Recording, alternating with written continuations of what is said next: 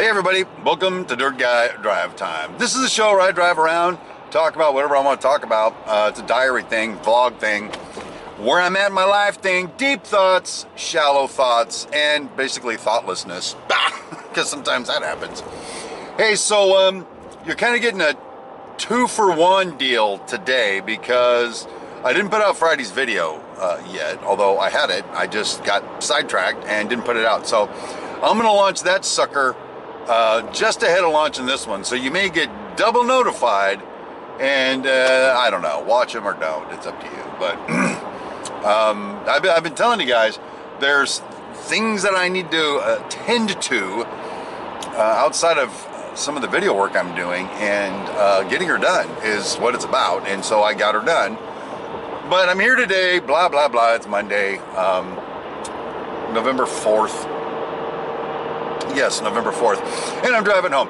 So, continuing with what I would have put in my previous video, which hopefully you've seen by the time you watch this one, I was a little butthurt that I put out this awesome report to my bosses about how awesome we're doing on our job, and I didn't hear back from anybody.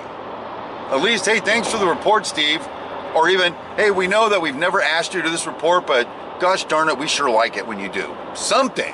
A thumbs up, a winky, something would have been nice. Well, interestingly, much later after I made that broadcast, the Dragon Lady, our vice president, she sends me an email basically telling me how much I rock. Boom. And then Saturday morning, King Arthur, the owner of the company, he says in an email that I rock. And so it was awesome. They're very encouraged by the report. And the way I handled some things with the Cobra and Palpatine, you got to go back and watch videos to know who they are. I may have softened them up for the big blow by King Arthur and the Dragon Lady. So it went very well, and I got some pat on the back action, which I was kind of begging for, all right? I told you it's self-serving. I said that because I want a pat on the back. So, I don't know, there's the thing, but one of the things I put in that report is about one of my subcontractors. Now, a little bit of background. This job is pretty much manned with pros who know what they're doing. That's an amazing thing. They have a set of plans. They've built stuff before, and they come in and they build. That's why we're paying you people to build stuff. Isn't that an amazing coincidence? So I had one problem with my concrete contractor, and that only mostly had to do with the fact that he just could never produce enough manpower, is what it was. But they weren't incompetent, okay? They weren't incompetent. My HVAC contractor, I don't know what we're going to call this guy. He needs a code name. Dead, maybe. Alien. I think he's from another planet, frankly. He is not only financially untenable, he has zero qualified manpower, and he himself is incompetent. It's like he's been doing HVAC work for, I don't know, millennia, and when he's out there on the job, it's like he has no clue what he's doing, and it's hurting my job.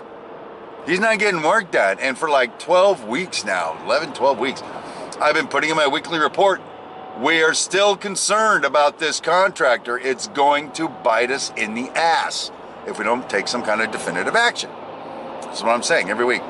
Well, this last report, I think I made it bold, all caps, in red, underlined, and italicized. I think every feature you could put on it, and basically said, this guy is going to kill us. Do something. I thought maybe that's why I didn't hear back for that report. I don't know. And but I got the email I got back from King Arthur said, your concerns about this contractor are appreciated and duly noted. Well, at least they heard.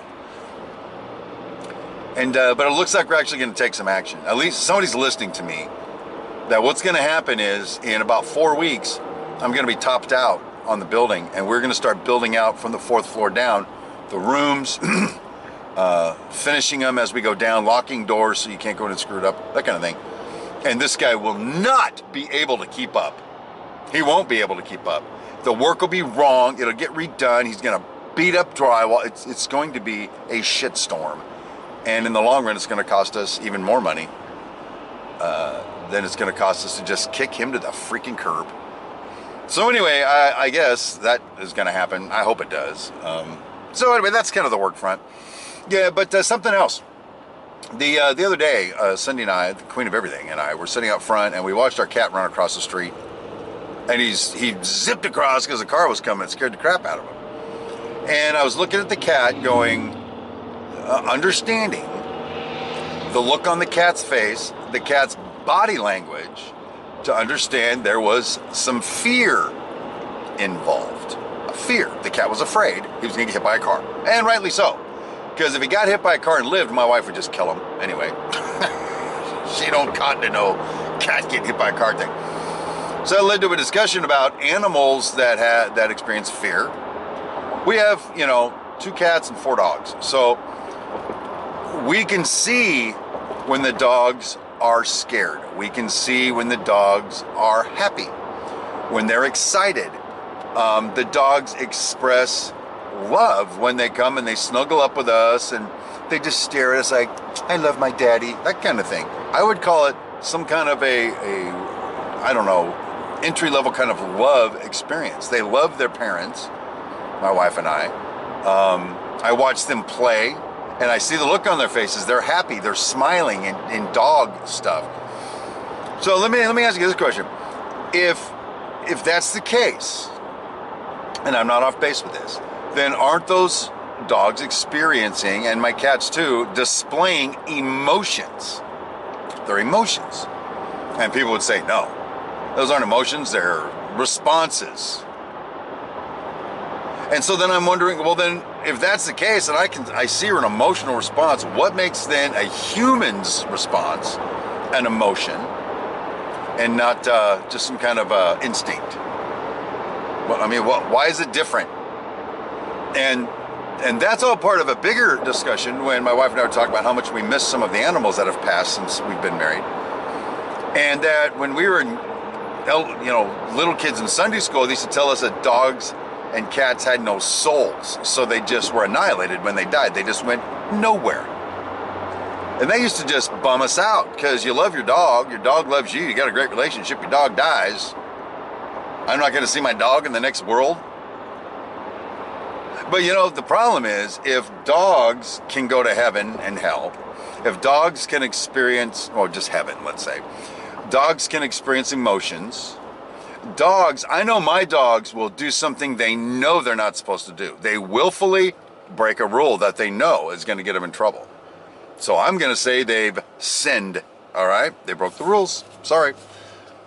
Well, I guess the reason why animals can't go to heaven is because they would need someone to die on the cross to forgive their sins so they could go to heaven. Or a dog and a cat or whatever would have to accept a certain religious belief to be able to go to heaven. And since it doesn't seem like they can, then they can't all just go to hell, so they just go nowhere. Or maybe if we take that all the way to the nth degree, maybe when we all die, all living things that are animal kind of thing, maybe we all go to the same place. You ever think of that? Maybe it doesn't matter. It's pretty deep. I'm understanding that, but I'm just saying, without a nod to the evolutionists amongst us, human beings are just a higher intelligent form of animal, I think, is what it is. And so if we can get into heaven by doing whatever we have to do to get there, then animals should be able to. Or if animals don't need to, then neither do we. Live your life. Birth, school, work, death, and then we'll go on to whatever's next. So, I'm just thinking here, without insulting anybody in their belief system, because, I'm clearly not about that. I just believe that we all go to whatever's next. I believe that there's going to be justice somewhere. I believe heinous assholes like Adolf Hitler will get theirs in the world to come. Whatever that means, some kind of way. We all go on to the next incarnation of existence, and now they're the tortured Jew, and we are the torturers. I don't know, something like that. So, I don't know, still under development.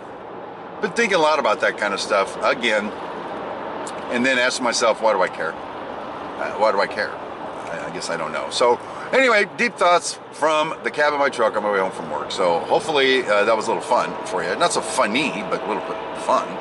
It's where I'm at, it's what I'm thinking, and someday I'll write a book about it. But anyway, until tomorrow on my way home from work, thanks for joining me on this video. My name is Steve Brown, and watch out for the cat in the street.